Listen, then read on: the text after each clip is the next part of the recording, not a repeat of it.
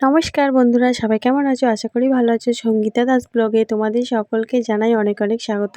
তো দেখো বন্ধুরা, আজকে আমি নিয়ে এসেছি একটি ঘরোয়া পদ্ধতিতে গোলাপ জামুন বানানোর রেসিপি। তো এই রেসিপিটা তোমরা যে কেউ ঘরে বানিয়ে নিতে পারবে, আর এটা খুবই অল্প খরচে এবং মাত্র কয়েকটা উপাদান দিয়েই তোমরা তৈরি করে নিতে পারবে। তো চলো আমার রেসিপিটি ফলো করা যাক। তো এখানে আমি সবার প্রথমে নিয়েছি আটা, নিয়েছি 1 কাপ, আর এখানে নিয়েছি বেকিং সোডা মানে বেকিং পাউডার, সেটা হলো 2 চামচ। তো আমি এই দুটোকে এবারে ভালো করে চেলে নেব। তারপর আমি দিয়ে দেব গুঁড়ো দুধ 2 কাপ, তারপর দিয়ে দেব ঘি 2 থেকে 3 চামচ, দিয়ে ভালোভাবে সমস্ত কিছু উপাদানগুলো একসাথে মিক্স করে নেব, যাতে দানা দানা হয়ে না থাকে, সেইভাবে ভালোভাবে মেখে মিক্স করে নিতে হবে। এরপর আমি লিকুইড দুধ দিয়ে আটাটাকে মেখে নেব। তো আস্তে আস্তে একটু একটু করে লিকুইড দুধ দেব আর ভালো করে মেখে নেব। তো মাখা হয়ে গেলে কিছুক্ষণ আমি 5 মিনিটের জন্য ঢাকা দিয়ে রেখে দেবো। তারপর আমি এই ময়দার ড্রটা দিয়ে বানিয়ে নেব গোল গোল করে গোলাকার আকৃতির বল টাইপের, মানে বল তৈরি করে নেব। তো দেখতেই পাচ্ছ আমার এখন গোল গোল গোলাপ জামুন সাইজের, তোমরা তোমাদের সাইজের মতো এই ড্রগুলো তৈরি করবে।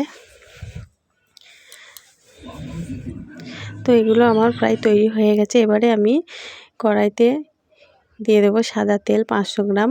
তো তেল গরম হলে এক এক করে এই ময়দার তৈরি ড্রগুলো এক এক করে তেলে ছেড়ে দেবো।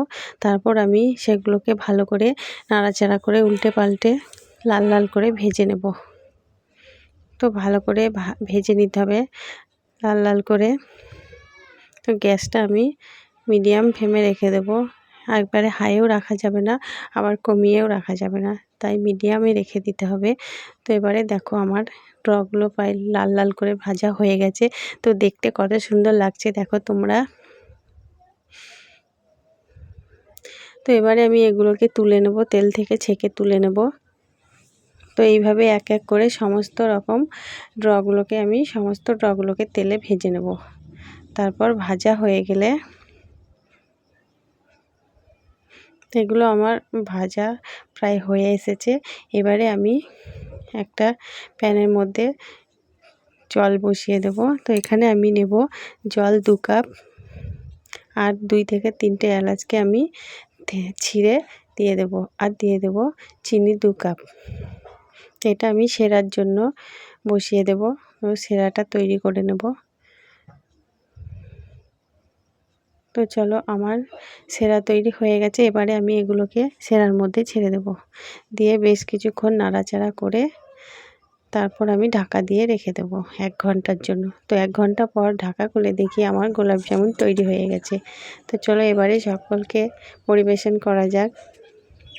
তো এইভাবে তোমরা গোলাপ জামুন ঘরে বানিয়ে খেতে পারবে। আর আমার আজকের রেসিপিটি কেমন লাগলো তোমরা কমেন্টে জানিও, ভালো লাগলে লাইক কমেন্ট শেয়ার করে দিও। দেখা হচ্ছে পরের ভিডিও, আজকের মতো এখানে।